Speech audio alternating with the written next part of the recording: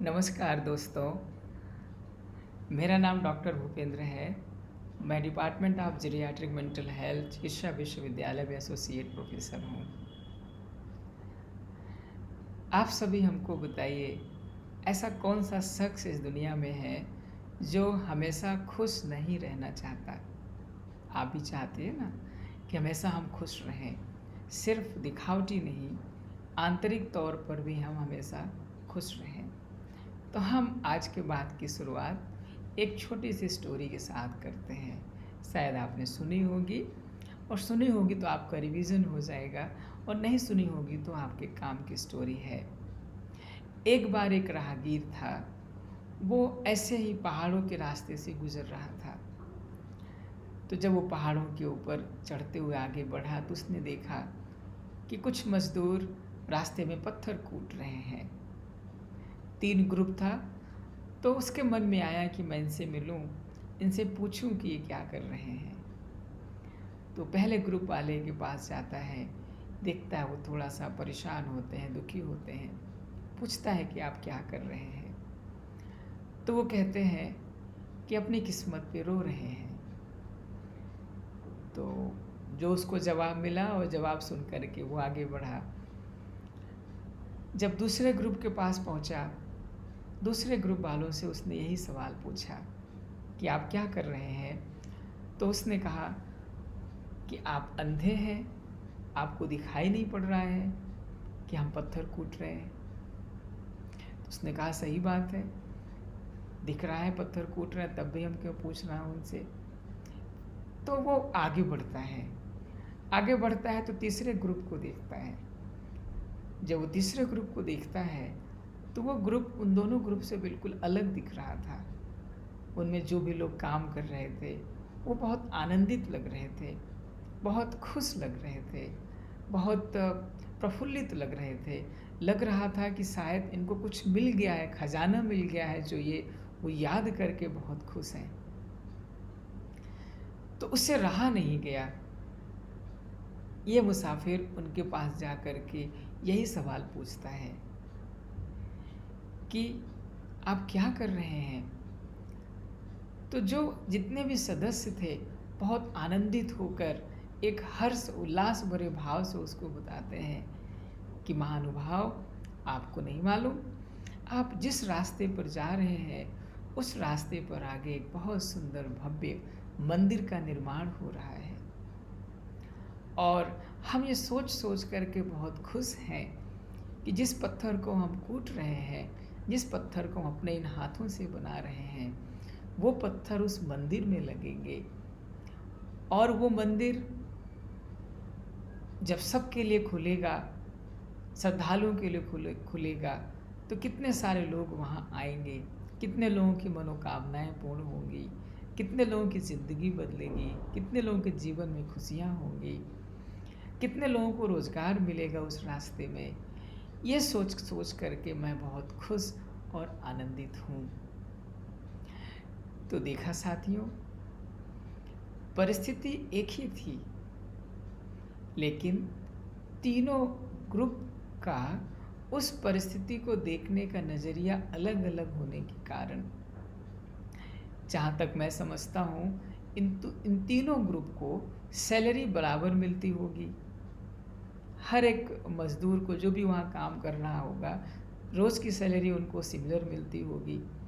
लेकिन एक आनंदित है और एक परेशान है, एक अपनी किस्मत में रो रहा है। तो दोस्तों, हमें ये बताइए, क्या अपने जीवन में सदा खुशहाल रहा जा सकता है? कहिए ना हाँ। क्या बहुत मुश्किल है? सिर्फ एक छोटा सा काम करना है, बस अपने सोच को बदलना है। उदाहरण के तौर पर अगर हम हॉस्पिटल की बात करें तो हॉस्पिटल में हमारे यहाँ 4 क्लास एम्प्लॉय भी होते हैं, सफाई कर्मचारी जिसमें आते हैं, क्लास 3 भी होते हैं, क्लास 2 भी होते हैं, ऑफिसर रैंक के भी होते हैं, सभी होते हैं। अगर हम क्लास 4 की बात करें तो अगर उसके मन में सिर्फ ये भाव है कि वो सिर्फ सफाई करने आया है या एक ड्यूटी करने आया है, लेकिन अगर उसके अंदर ये भाव है कि कितना पुण्य का काम है, कितने मरीज़ आते हैं यहाँ पर, साफ़ सुथरा होगा, कितने लोग खुश होंगे, इसको देखकर कितनी दुआएं देंगे। तो वो काम भी करेगा और सारा दिन खुश भी रहेगा, उसको दुआएं भी मिलेंगी, वो अंदर से मेंटली, बाहर से फिजिकली भी खुश रहेगा, परिवार के सदस्य भी उससे खुश रहेंगे, उसके सीनियर्स, उसके साथी, उसके साथ काम करने वाले लोग सब खुश रहेंगे।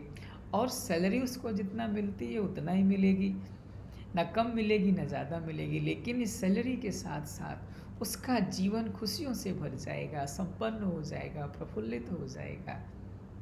तो कितना खर्चा लगा दोस्तों, सिर्फ एक विचार बदलने की ज़रूरत है। खाना तो बड़ा ऑफिसर भी 2 रोटी खाता है, खाना तो छोटा कर्मचारी भी 2 रोटी खाता है। इवन हो सकता है बड़ा ऑफिसर नमक रोटी खाता हो, उसको डायबिटीज़ हो, ब्लड प्रेशर हो, हाइपरलिपिडीमिया हो, ओबेसिटी हो, कुछ और ऐसी चीज़ें जिससे वो तली भुनी चीज़ें, घी वाली चीज़ें ना खा पाता हो, जो ये खा सकता है। तो ऑफिसर्स भी 2 रोटी खाता है, छोटा कर्मचारी भी 2 रोटी खाता है। तो खुश रहने के लिए क्या ज़रूरी है दोस्तों? एक छोटा सा विचार, एक विचार में परिवर्तन। इसी प्रकार ऑफिसर्स भी कई बार हम लोग देखते हैं, बहुत अच्छा काम करते हैं, बहुत लोगों की दुआएं उनको मिलती हैं, बहुत लोग उनकी तारीफ़ करते हैं, पर वो अंदर से खुद खुश नहीं रहते हैं, खुद अंदर से संतुष्ट नहीं रहते हैं। क्यों? क्योंकि उनकी भावनाएं डिफरेंट होती हैं। अगर उस कार्य में सेवा भाव डेवलप हो जाए, ये भाव डेवलप हो जाए कि जो हम काम कर रहे हैं इससे मानव का कल्याण होगा, मानव के कल्याण होने के साथ हम सबको दुआएं मिलेंगी, कितने लोगों का जीवन बनेगा, कितना पुण्य का काम भगवान ने हमको करने के लिए दिया है, कितना हमारी अच्छी किस्मत है। तो दोस्तों, ये गारंटी हम करते हैं, आशा नहीं पूरा विश्वास हम दिलाते हैं आपको कि आपका जीवन सदा खुशियों से भर जाएगा, सदा संपन्न हो जाएगा।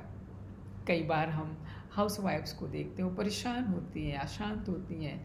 ज़रा सोच के देखिए, आज घर बनाना, घर संभालना कितना मुश्किल काम है, और आप वो दिव्य काम कर रहे हैं, आप वो श्रेष्ठ काम कर रहे हैं। अगर मैं अपनी बात करूं, तो अगर मैं इतना बड़ा हुआ तो हमको इतना बड़ा करने में हमारी माँ का हाथ था। हमारी माँ कोई बहुत पढ़ी लिखी होशियार नहीं थी, कोई नौकरी नहीं करती थी, ना कोई बहुत बड़े घराने की थी, लेकिन हाँ, उसने त्याग, तपस्या, मेहनत करके हमको पढ़ाया लिखाया और हमको आगे बढ़ाया। ये हमारी माँ की सक्सेस है। ऐसे गृहिणी होने के नाते हम बच्चों की अगर अच्छी परवरिश करें, घर में अच्छा माहौल रखें, बाहर से काम करने वाले लोग जो हमारे घर अंदर आए, जैसे हमारे पति अगर हमारे घर मतलब अंदर आए, तो उनको घर में एक खुशनुमा माहौल मिले, तो मैं समझूंगा गृहिणी होने के नाते आपका जीवन सफल है और आप आगे बढ़ रहे हैं। तो सदा खुश रहने के लिए बस एक छोटा सा परिवर्तन, बस एक छोटा सा परिवर्तन क्या करना है? जो काम हम कर रहे हैं उस काम को रेस्पेक्ट देना है दोस्तों। कोई छोटा कोई बड़ा काम नहीं है, हर काम अपने आप में महत्वपूर्ण है, हर काम अपने आप में यूनिक है। अगर आप सब्जी वालों की बात करें, आप सोच के देखिए, हम मान लीजिए हम फाइनेंशियली थोड़ा बड़े आदमी हैं, लेकिन अगर सब्जी वाला ना हो तो हम सब्जी कहाँ से लाएंगे? सब्जी वाला अगर इस भाव के साथ सब्जी बेचे कि ईश्वर ने हमें कितना बड़ा काम दिया है, देखो मुझे पैसा भी मिलता है जब हम सब्जी बेचते हैं, सब्जी खाने वाला सब्जी खाता हमको दुआएं भी देता है, और भगवान ने लोगों का पेट भरने के लिए हमें इतना श्रेष्ठ काम दिया है। तो आप सोच के देखो, कितना खुशी खुशी वो सब्जी वाला काम करेगा, वो सदा खुश भी रहेगा, उसके ग्राहक भी उससे खुश रहेंगे, वो अपने काम से संतुष्ट भी रहेगा, उसके दुकान पे भीड़ भी बढ़ेगी और सबके साथ उसका संबंध भी अच्छा रहेगा। मान लीजिए कोई काम वाली है, काम वाली कई बार काम वाली समझ के काम करती है, तो बिना मन के करती है, चिड़चिड़ी होके करती है, दुखी होके करती है, शांत होके करती है। इससे उसकी सैलरी तो नहीं बढ़ जाती है, लेकिन इतना ज़रूर होता है कि उसके मन की खुशी गायब हो जाती है। तो अगर हम इस भाव से करें कि भगवान ने मुझे कितना अच्छा काम दिया है, मैं इस घर को साफ कर रही हूँ या साफ कर रहा हूँ, साफ सफाई होगी, यहाँ रहने वाले लोग स्वस्थ होंगे, बीमार नहीं होंगे, कितना उनका पैसा बचेगा, कितना उनका जीवन श्रेष्ठ बनेगा, कितना वो पुण्य के काम में लगाएंगे, कितना हमको दुआएं देंगे। तो दोस्तों सोचिए, वो खुशी खुशी काम भी करेगी और सबकी दुआएं भी लेगी, और खुशी खुशी जब अपने घर जाएगी, उसके बच्चे होंगे, पति होंगे, सास ससुर होंगे और लोग भी होंगे, वो भी उससे कितना खुश रहेंगे।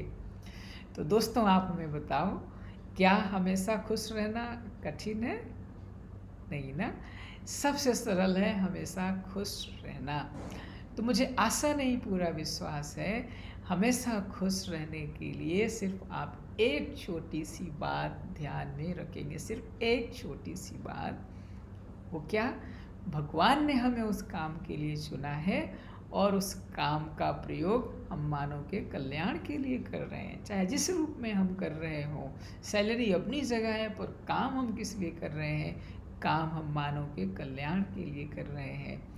तो हमारी यही शुभ भावना है, यही विचार है कि आप जहाँ भी हो, जो भी काम कर रहे हो, जिस भी पोस्ट पर हो, अपने विचारों में परिवर्तन लाएं, सकारात्मकता लाएं और थोड़ा सा समय निकाल करके मेडिटेशन करें, ध्यान करें, ताकि हम अपने मनोबल को बढ़ा सकें।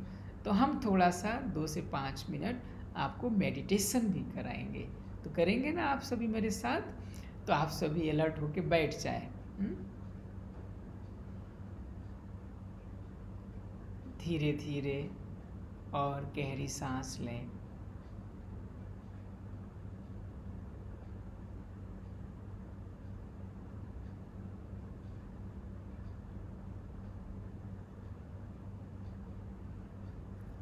उन सांसों के बीच में महसूस करें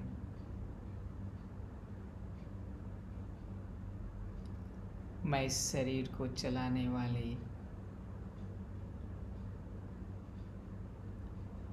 एक चैतन्य शक्ति आत्मा हूँ,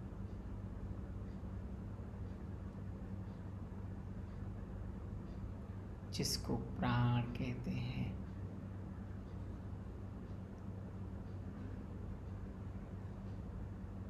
मैं चमकता हुआ सितारा इस सृष्टि रंगमंच पर कलाकार हूँ।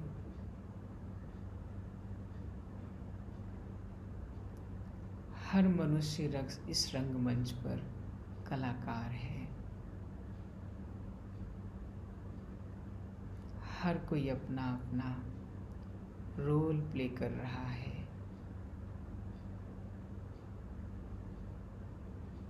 हर किसी का रोल अलग अलग है। हर किसी के रोल का अपना महत्व है।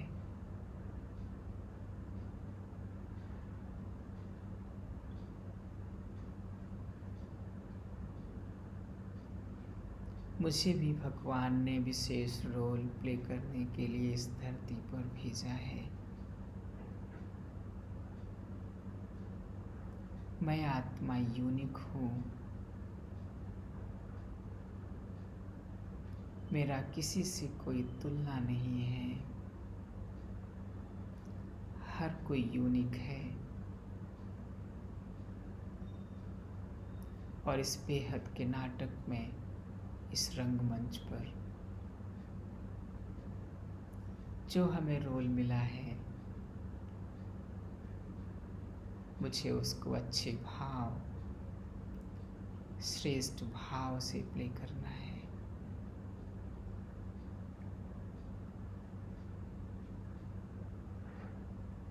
हर कोई अपना अपना रोल अच्छे से प्ले कर रहा है। मुझे भी अपना रोल बेहतरीन प्ले करना है।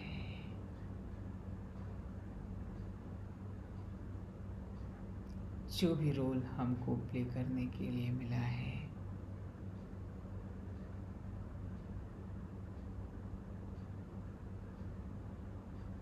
मैं उसको बेहतरीन तरीके से प्ले कर रहा हूँ।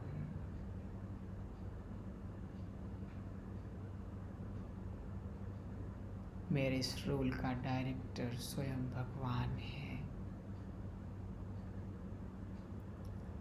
और भगवान किसी को कभी गलत रोल प्ले करने के लिए नहीं कहेगा। फील करें, महसूस करें और अपने रोल को बेहतरीन करें। ओम शांति, ओम शांति।